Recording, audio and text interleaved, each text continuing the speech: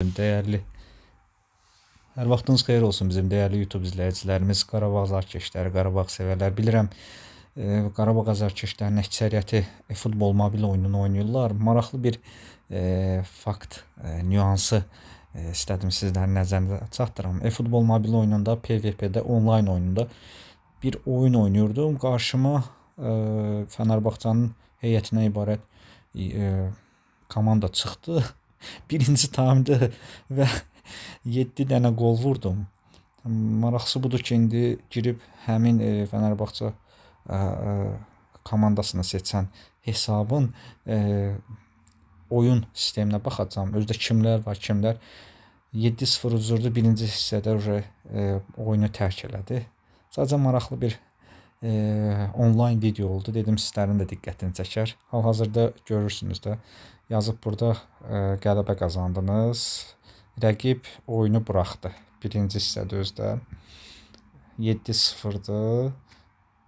Hal-hazırda önəmli anlar buradadır. Mənim 4-cü dəqiqədə mənə qol vurdu. Əks hesab.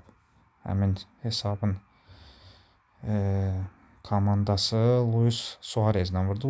Luis Suarez də 107 səviyyəsində bir oyunçudur. Sadəcə maraqlı gəldi. İndi mən keçirəm 1-0'dır. Keçdim hücuma. Bergkampla qol vurdum. 1-1. Daha sonra ikinci qolda penaltidən vurdum.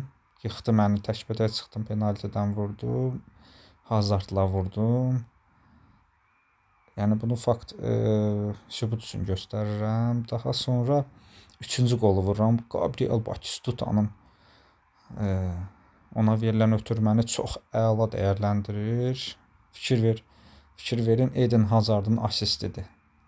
Eden Hazard'ın ötürməsi 4-cü qol. Rəqibin böyük səhvi. Batistuta'nın qolu. Bu birinci hissədə hələ. İkinci hissədə oynaya bilmədik. Rəqib birinci hissəni tərk elədi.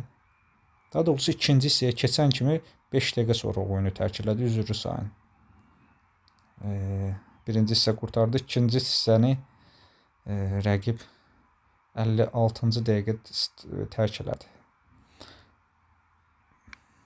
Bəli, bu qədər. Yəni sözüm ondadır ki, rəqib tez çıxdı. Özü də Fenerbahçe klubunu seçib elə hesabdır ki, indi hesabı sizin nəzərinizə çatdırım. Onu görmək olmur da. Heyətinə baxın.